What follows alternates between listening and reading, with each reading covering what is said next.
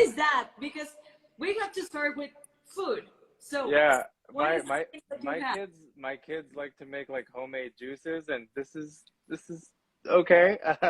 So they made like a little fruit punch thing today, so I'm sipping on that today. Okay, and which kind of fruits? I don't even know. I think it was like an apple and mango thing that they did, and they just kind of mashed it all up together, and they go, "Here you go, Bella." So that's what I'm drinking today. But it's amazing. I mean, it's so great that you have your kids and they cook for you or something, and if they say something a Yeah, poison. definitely fatherhood is something that I never realized how much it would mean to me. I grew up with a dad that was working all the time. Yeah. The classic immigrant story of someone coming over, working 3 jobs just to provide for his family. And you grow up thinking like, oh, my dad was never around, but you realize he was working to feed you and to put clothes on you. And I'm fortunate enough that even though we're on the road traveling enough, I've kind of figured out the balance of life where you know, I'm able to spend as much time with them and do stuff with them and make sure that they're the number one priority, and everything else just kind of falls in line. And it's amazing that you have the chance and the opportunity to write a new story with your family and your kids. Congratulations about that. Oh, thank you. Yeah, we're a busy house. There's 3 kids. The youngest is will be 6 months. Then my oldest is 8 years old, and my son he'll be 5 in a few weeks. Okay. Yeah, Oh my we're a God. big house. Yeah. Okay, so I need a few seconds to translate all of this to the people.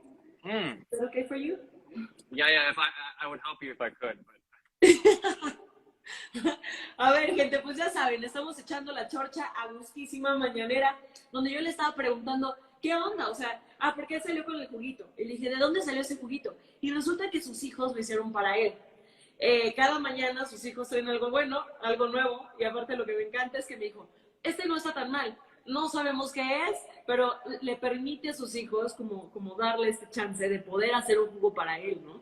Porque él me estaba comentando que él no tuvo esa oportunidad con su papá. Su papá, al ser inmigrante, pues él tenía que trabajar todo el tiempo para poder sacar a la familia adelante. Entonces él ha querido escribir una historia nueva con sus 3 pequeños.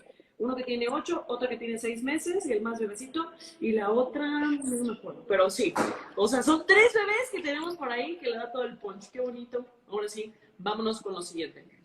So, Man, what a beautiful language. Oof. oh, thank you so much. Seriously. Do you understand some words in Spanish? No, I don't even want to act like, oh yeah, I know. No, I'm and I'll learn something and I'll forget it. Like in high school, I took French.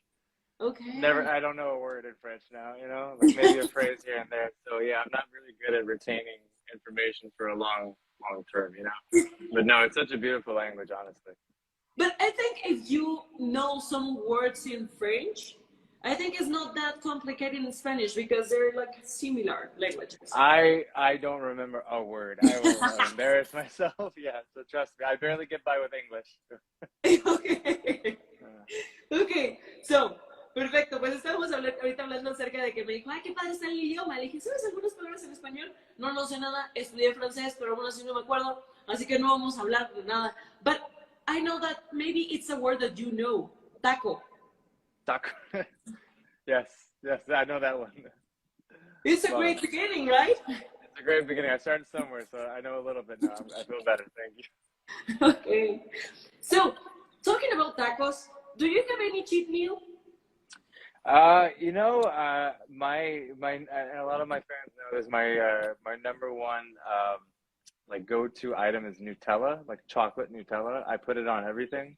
So if I go get donuts, if I go get any sort of pastries, if I go get crepes, anything, I'll just take a jar of Nutella and I'll scoop the Nutella out and I'll put it on, not just like once, I put it on each bite. So yeah, I have a huge problem when it comes to Nutella. Nutella should go ahead and sponsor me at some point. I'll like maybe put the Nutella logo on my gear or something like that. But yeah, I'm a huge Nutella fan. That's my go-to. I could put it on anything, honestly. Okay. Pues, ¿qué creen? Que es un fan de la Nutella. Le encanta ponerle Nutella a todo lo que sea posible. Entonces dijo, yo, o sea, no solo le pongo poquita, no, le pongo a todo lo que como, a todo lo que, o sea, a todas las cosas como dulcecitas que se comen. Ya sabemos cuál será la mejor forma de conquistarlo, ¿verdad? Ahora que vayamos. So, now, let's talk about WWE. Okay? Let's go. Let's do So it. it's been a little over a week since the rivalry between you and Theory began, and we know that for everything from this guy, right? But you always can expect surprises with him. How do you feel that night of the Red Show? Yeah, everything kind of came together last minute, and I was kind of eyeing the roster up and down. And I've been making a lot of jokes about Theory and taking my shots at him, but the reality of the situation is a guy like Theory and a guy like me, I feel like it's a story that everyone can relate to. There's a guy in Theory that is, no doubt an amazing competitor, but he's gotten to the head of the line by kissing up to the boss, by cutting corners, and by being that suck up, that corporate employee, the perfect model employee, the one that'll go tattletale behind your back. And we all know a guy like that or a girl like that, the one that'll do anything to get ahead in the corporate world. And then there's a guy like me that calls it right down the middle. If I think it's bull crap, I'll say it's bull crap. If I say no, I'll say no. I'm that guy that'll keep it, I have to be true to myself at all times. And I feel like if you look at our careers, that's been one of the defining factors. Theory is the youngest United States champion in WWE history. I have been with the company almost 6 years now, and have never held a championship. But I'm widely regarded as one of the best in-ring performers that we have. So when you compare the two, to me, that's the glaring difference. And I think that's the story that we're trying to tell. There's one guy that is the corporate suck up, and then there's another guy that's not. And that's the story we're trying to tell. So when I came back, I knew that's who I was lining up. That's who my eyes was on, is Theory and the United States Championship. Okay. Wow. Sorry, I know that was a lot. Sorry. No. Okay. I will do my best. Okay. Perfecto. You got this. Pues la pregunta ahorita fue, sabemos perfecto que hace unas semanas la rivalidad contra Austin Theory comenzó y le dije, bueno, pero ¿cómo te sentiste ahora que regresaste al show rojo? Y él me dijo, bueno, a ver, o sea, estuvo increíble, pero la verdad es que existen varios tipos de superestrellas y de tipos, ¿no? Por ejemplo, Theory, que ¿cómo lo puedo decir dulcemente? Pues básicamente que le hace ojitos al jefe para que se haga su voluntad y es el chismoso del grupo, por así decirlo. A pesar de que reconoce que es una gran superestrella, un gran atleta, que ha sido históricamente el campeón más joven que ha tenido WWE, ¿sí? Pero también está Mustafa, o sea, que es una persona que cuando no le gustan las cosas, él va a decir lo que no le gusta. Y a quien le guste. Y si no le gusta, pues va a pasar lo que pasó con Austin Theory. Entonces, me encantó esto que no te metas conmigo y yo voy a decir lo que pienso de ti. Así deberíamos de ser todos. Dicho está. Muy bien. Perfect. Nailed it. Exactly. Okay. I think I did it well, right? You did awesome. Not well, awesome. You did awesome. I'm sure you did. Perfect. Now, we saw that the Miz has you in his sights. Yeah. What is going on with him? Honestly, I don't know. I think it was just a happy accident in the sense that when I returned to Raw, I clearly stated that I wanted an opportunity against Theory and the United States Championship, and Theory kind of threw the Miz in the way. And at the end of the day, I think the Miz's issue is that he's just embarrassed that I beat him. He went for the figure four. I was able to reverse the figure four and beat him. And Miz is a multi-time WWE champion. He's no doubt going to be a future Hall of Famer, one of the best in the game today. But Mustafa Ali beat him, So I think that's hanging over his head, and because of that, he's joined up with Theory, and they're trying to make my life a living hell. But if you look at it, the past few weeks they've been pretty successful. But if you really break it down, I beat the Miz. The following week they set up a handicap match, and I almost beat the both of them. It took the both of them with some underhanded tactics to beat me. Then the following week, the Miz is the special guest referee. Once again, underhanded tactics. But even in that match, I had Ciampa pinned 3 times in one match. So these guys think they're going to break my spirit, and they're not. I'm at an all-time high. I'm feeling myself. I am in the bag. I am good to go. I am going to be the next United States champion. So Theory can duck and dodge, and he can throw Miz my way. He can throw Ciampa my way. It's fine. I fought bigger. I fought better, and I've beaten them. And I will become the United States champion. Boom! That was good, right? That's good. I was feeling myself a little bit there. Okay. Great, a ver, me encanta, porque estábamos hablando acerca del Miss, que se metió en su camino y no sé qué. Entonces me dijo, mira, o sea, yo sé perfecto que el Miss ahorita pues lo está yendo muy bien y que en todo lo que respecta a ser una superestrella de WWE, él lo tiene. Sin embargo, se quiso meter conmigo y lo que quiere es romper mi espíritu. Pero ¿qué crees? Así me pongas al Miss y así me pongas a Champa y así me pongas a quien me pongas, yo soy mucho mejor que ellos y yo los voy a romper a ellos. Entonces ya lo sabemos. Así haga lo que haga de Miss, Mustafa no se va a partir a la mitad. Eso está increíble.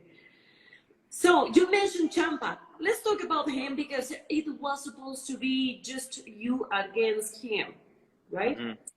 How do you feel in that match? Well, one, when I feel a lot of things, everyone asks, why does Ciampa keep attacking me? You know, and I think the reality is, you know, Ciampa sees a guy like me with all this luscious, gorgeous hair just flowing, and he doesn't have any. And I think that's one part. The other part is he could just be really hangry. He could be hungry and angry at the same time. Have you seen the guy? He's ripped. He obviously hasn't had a Snickers in like 5 years. You know, so I think a little bit of chocolate, a little bit of Nutella might calm him down a little bit, control that rage of his. So I really don't know. I don't know. I think it's because he's bald and because he's hungry. And, you know, I can't do anything about the hair, but I can give him a Snickers. That's all I can do for it. So I don't know what Ciampa's deal is. Oh my God! I can't wait for you to translate that. Wow! ¿Cómo traducir todo lo que me acaba de decir de Ciampa? A ver, pues está increíble porque me dijo, es la primera vez que... Like, the fans love it, they're all laughing, I love it.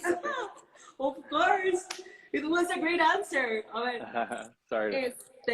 Pues estábamos hablando de cómo se sintió ahora con Ciampa en el combate que tuvo y me dijo, a ver, yo no sé cuál es el problema de Ciampa. Bueno, sí, quizás sí lo sepa. Es mi cabello, porque mi cabello es muy frondoso y muy increíble y él no tiene cabello. Entonces, quizás por ahí comenzó el problema. Y pues yo no puedo hacer nada en contra de eso. Lo que sí es que mi arma increíble y que nunca falla, pues es el Nutella, como había dicho.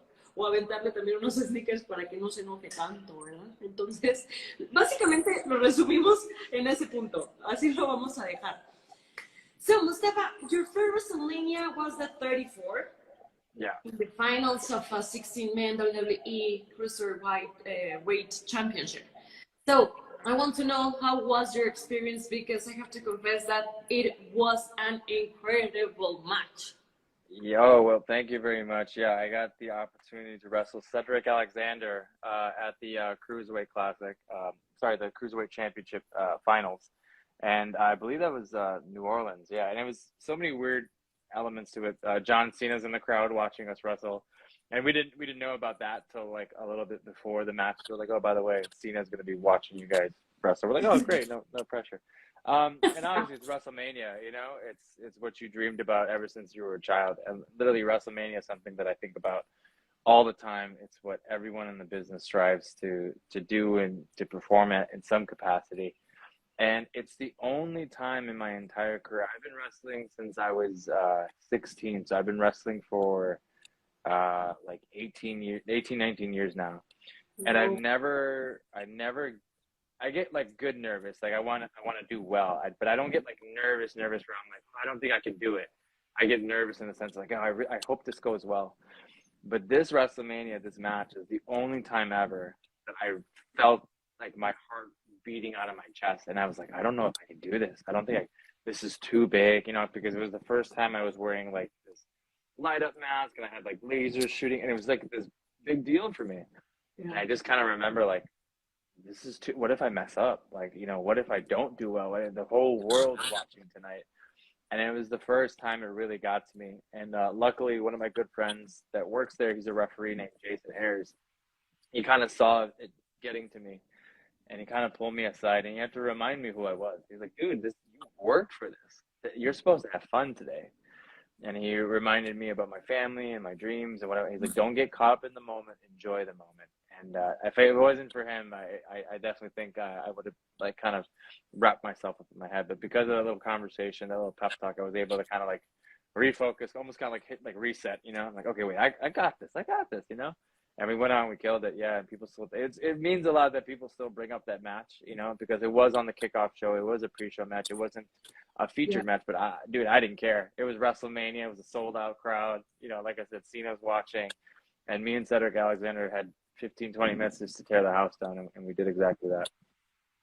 Okay. Yeah. But you know what? I think it was amazing and kind of an angel that the referee that I know that is your friend just came to you and say like, hey, calm down. Yeah. He was like, come on, game time, you know what I mean? So yeah, it was definitely a blessing. Shout out to Jason. Okay.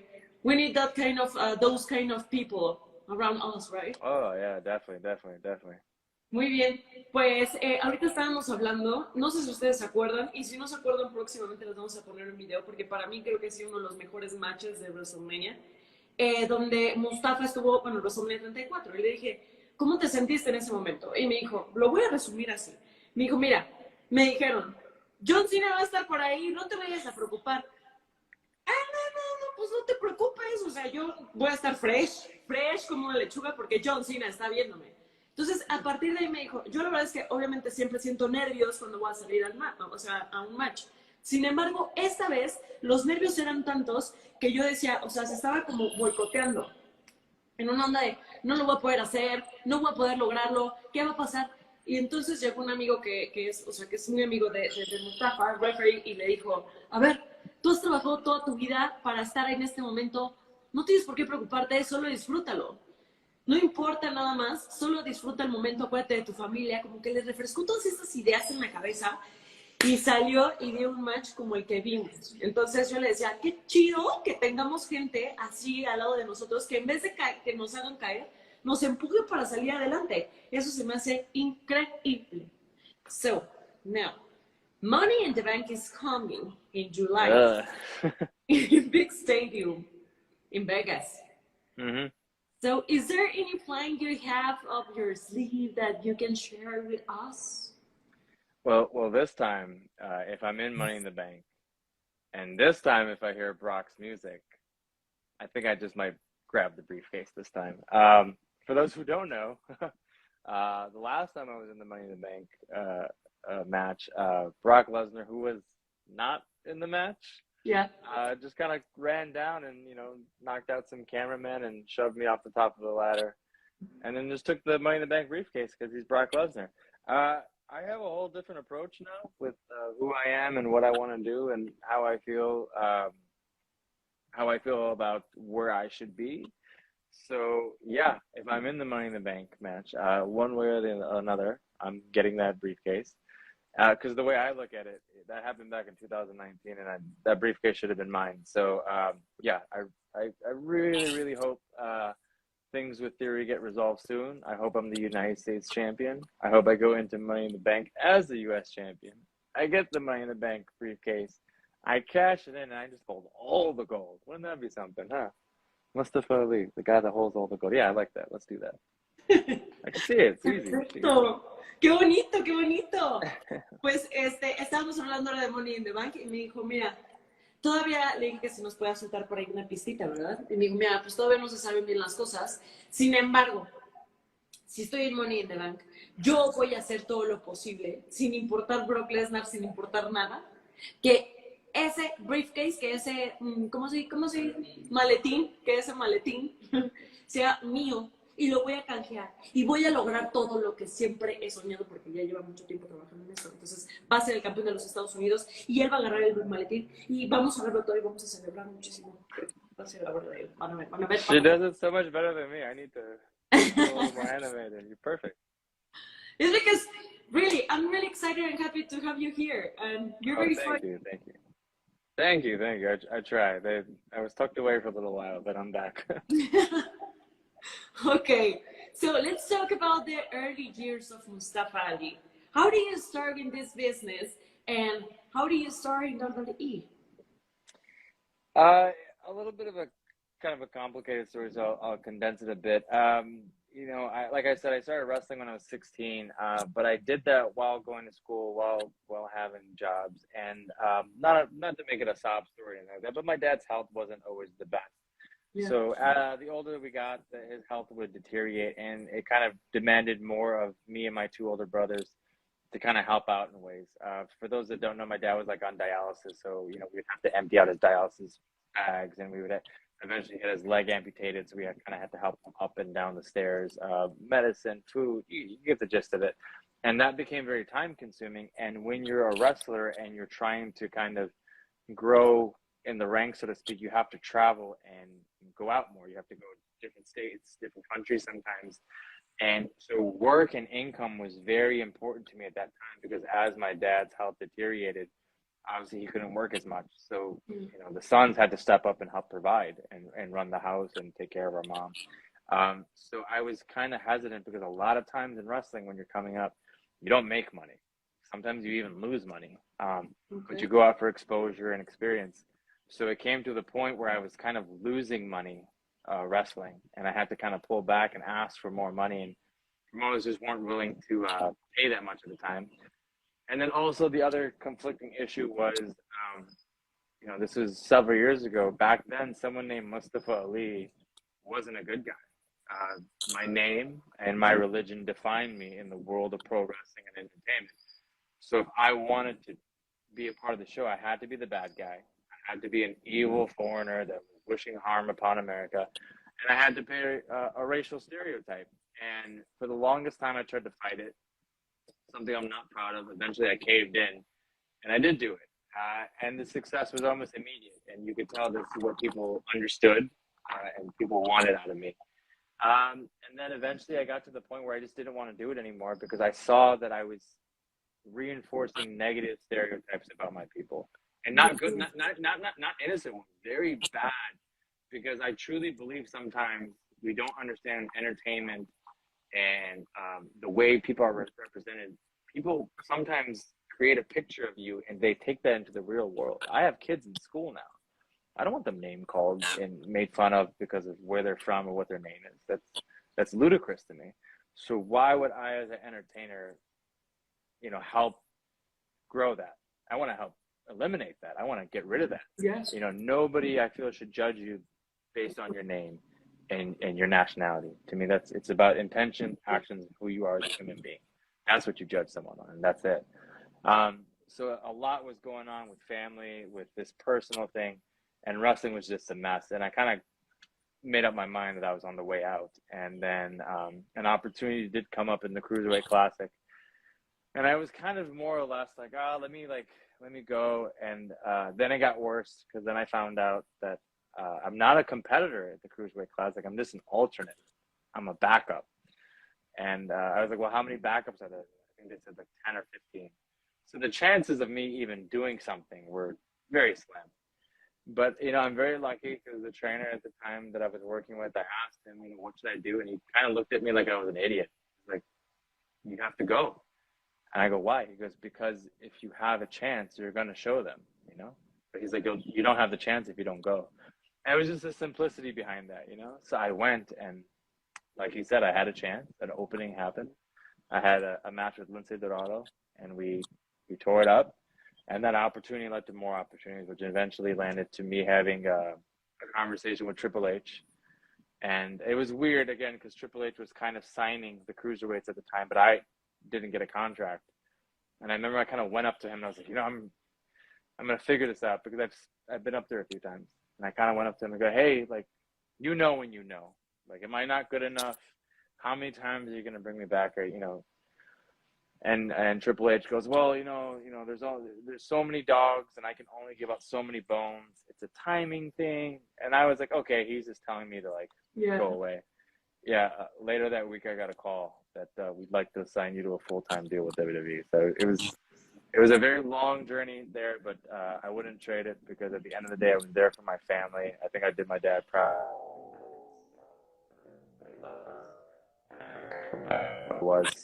I stuck to who I was, and here I am talking to you, lovely folks. Thank you so much for your words, because I don't know, you opened your heart. It was a lot. I'm sorry. Yeah, No, no, I no, no, no, no. apologize. It was perfect. I mean, thank you so much for your honesty and everything because we need to hear those kind of things. It's the kind of Yeah. behind of the superstars.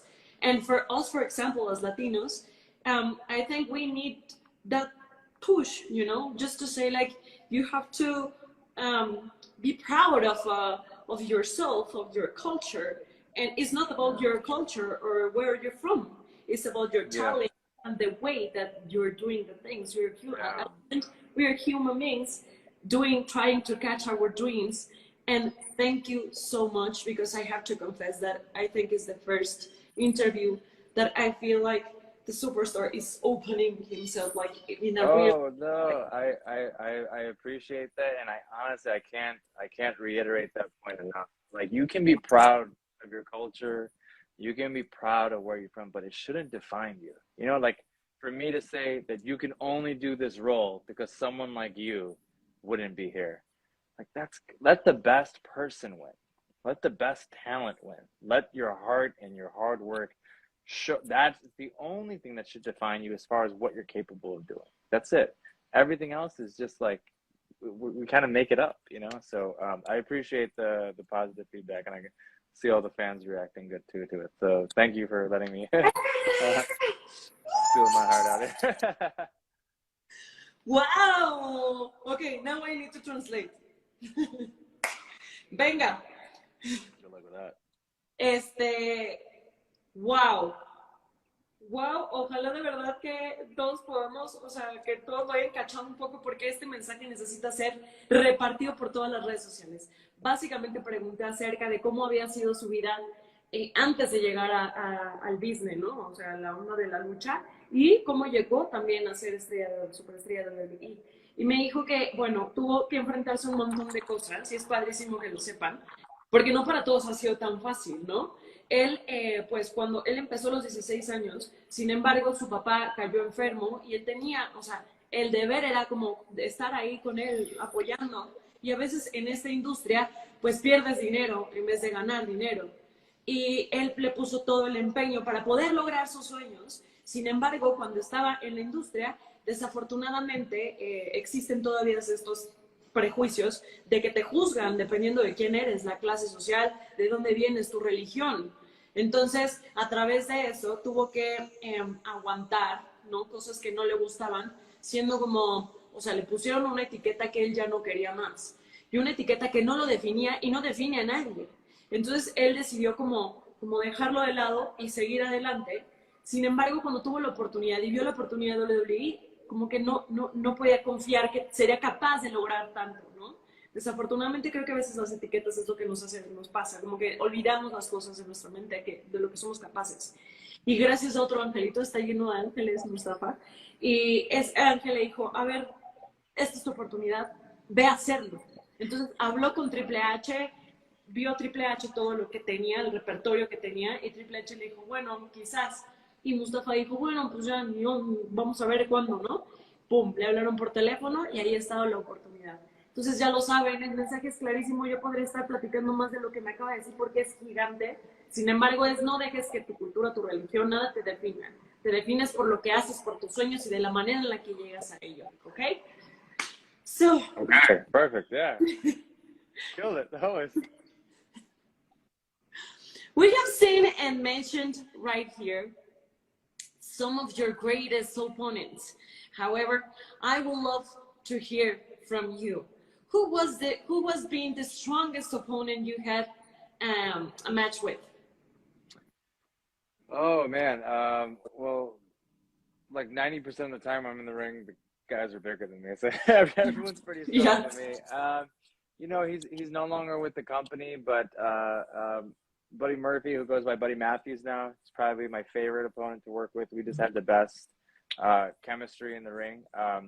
Most of that work was done on 205 Live, but when we got to do it on SmackDown, it just bigger audience, bigger feel, and one of my favorite matches with him. Another one of my favorite opponents that I had, probably one of my favorite matches I had that I don't think gets it's kind of like a random match that people don't really think about. But it was, I think it was like the quarterfinals of the King of the Ring tournament in like 2019. And it was me versus Ezekiel's older brother, Elias. And man, I don't know where Elias is up to, but I wish him well. But me and him had a really, really, really good match. It was the first time we've ever wrestled each other. So yeah, I would love to do it. Like, and if Elias doesn't come back, I would love to do something with his younger brother, Ezekiel. But yeah, I think Elias was someone that didn't get enough props while he was here. And then, as far as like, I think the biggest test as far as being in the ring is someone like Randy Orton. Timing, strength, speed. Randy is a very, very large man. He's a very large man, but he has such speed and snap with everything he does. And me being the younger guy, I thought I had him, dead to rights when it came to speed. But, I would circle around and he's right there with the power slam or with his DDT. And, eventually I took an RKO. But, yeah, Randy Orton probably has to be the toughest opponent I've ever wrestled. Okay. Bueno, pues la By the way, I did counter the RKO. I don't know if everyone remembers. I kind of countered it. Ok, perfecto. Just throwing that out there, Randall. Muy bien, pues estaba preguntándole acerca de quién ha sido su oponente como el más rudo, ¿no? Por así decirlo. Y me dijo, bueno, he tenido varios, cada vez que me ponen con uno es una historia distinta y una historia chida. Sin embargo, pues de tiempo que ya no está por acá, Buddy Murphy, ¿no? Mencionó también, por ejemplo, el hermano mayor de Ezekiel. Dijo que era increíble, que esperaba tener un match pronto también con el hermano menor, con Ezekiel. Y también dijo, pero espérense, o sea, creo que de lo más cañón que he tenido es con Randy Orton. O sea, porque no solamente, luego los hombres, las superestrellas altas, pues pueden ser medio lentas, pero él tiene todo, velocidad, lo tiene todo. Entonces, ha sido uno de los oponentes como más, sí, duro. So, now, monster questions. A dream match. Oof. Right now, the American Nightmare, Cody Rhodes. Cody Rhodes. Okay, so dream match, Cody Rhodes. Perfecto. Who was your biggest influence in this business? Bret Hart! The GOAT. He's the GOAT. I love your t-shirt. Thank you. Roots of Fight, yeah. But Bret the Hitman Hart is, to this day, you can watch his matches and learn so much, and I think he's the best to ever do it. Sí, bueno, Bret Hart ha sido su inspiración. So, would you like to wrestle sometime here in Mexico? I would love to. That was one of the saddest things I feel so far about my live event schedules. I haven't had the privilege to come to Mexico under the WWE banner to perform, because you always hear about how passionate the crowds are, and we get to do a lot of overseas travel, and it's always like, I love the overseas tours, but I want to go in it because Mexico itself has such a rich history of lucha libre wrestling, and I want to go everywhere. I want to go to the arenas. I want to go see a CML show and a Triple H show. I want to take all the culture in and walk the streets, and I see the lucha libre, the luchadors that do the stuff in the streets. Like, I want to see all of it, and embrace the culture and go taste the food and go dance in the streets. I want to do everything. So yes, I can't wait till WWE eventually comes to Mexico. Please take me with you. Of course. Next time, I will show you the best tacos place, tostadas, ceviche, micheladas. I'm hungry already. Everything. Okay, I'm hungry already. I'm down. Perfecto. Muy bien. So, are you ready for the fan questions? Yeah. Let's do it. Perfecto. A ver, entonces vámonos por acá. Y dice, cancelar. Esto por aquí, así. A ver, wow. No fans. I will not tell you my hair care routine. No, I won't tell you how to have luscious, lavish hair like mine. No. I just got it, okay? This one. What is your advice for an independent wrestler to be successful like you? By the way, you are my biggest inspiration in the wrestling world. Well, one, my man, you need a bigger inspiration than me, but I appreciate that. As far as making it, honestly, anyone that tells you that this is how to do it, like A, B, C, there's a formula, I feel like they're wrong. There is no formula. There was a time where I was told I was too small. You know, now there's a time where I'm considered I'm too old. There's guys that come from non-wrestling backgrounds that have a faster track of success, but there's also guys from non-wrestling backgrounds that come in and fail miserably because they just can't gravitate to it. It is different. I can't tell you, there is no formula. You know, it's at the end of the day, figure out who you are and how can you amplify that to be entertaining. That's your best. That's the best piece of advice I can give to you. It's not always just about the entertainment or just about the wrestling. It's this healthy balance of both. But how do you make both wildly entertaining that people that don't know you can look at you and be like, who's that guy? That's the best piece of advice I can give you. I think it's the best advice. And it works in in all the areas in your life, right? You have to know. Yeah. Perfecto. Pues aquí la pregunta fue, ¿qué onda? Por favor, dame un consejo, porque yo soy un luchador independiente y me gustaría ser tan exitoso como tú. Tú eres mi gran inspiración. Y entonces, Mustafa le dijo, a ver, la verdad, sorry, my friend, pero no hay como fórmula de, tienes que hacer A, B, C para poder lograr al D. Aquí, a él le han dicho muchas veces que está muy chaparrito, que está muy viejo, que está muy X. Lo único que sí, el secreto es que te debes conocer muy bien para poder explotar eso que tú tienes y que la gente cuando voltee y te vea y te diga, órale, ¿quién es esa persona? Yo quiero saber quién es esa persona. Entonces, ese es el consejo y me parece que está buenísimo aplicarlo en cada una de las áreas de nuestra vida. A ver, this is the last one. Wow, a lot of... I told you guys, no, I won't tell you about my hair care routine. What is it, guys? It just grows. What do you want me to do? Jeez, sorry. No, it's okay. But I need to know the routine as well. Okay. I'll tell you later once we're off. Okay. So this one. Your opinion about Humberto. Humberto! Man, Humberto. So here's the thing about Humberto. It's really, really funny. I'm sure you all know this. He's a very good-looking man. He's got dimples for days, right? So we'd always joke about like no one's allowed to hit Humberto in the face. Like it's a rule. Like it doesn't matter what's going on. Don't you dare put a blemish on that man's face. Humberto, if you're watching, I promise you, if I wrestle you, I'm gonna punch you in the face because I'm sick of everyone talking about how beautiful you are. Look, you got me talking about how beautiful you are. This is my IG live. It's me and her. WWS Espanol. I'm supposed to be talking about me, but here we are talking about Humberto and his dimples. So Humberto, if I see you, I'm punching you in the face. Okay? That's my opinion about Humberto. He's way too beautiful. That's my opinion about Humberto. Okay, la opinión acerca de Humberto. Humberto está bien guapo. Así, básicamente, que es un niño bonito y que la siguiente vez que lo vea, le va a pegar en su cara bonita. Así. Esa fue la cosa que dijo. Yo no dije nada. Okay? Too pretty, man. He's too pretty. It's too pretty, yes. And he's really nice. Yeah, he's really nice looking. Yeah, I know.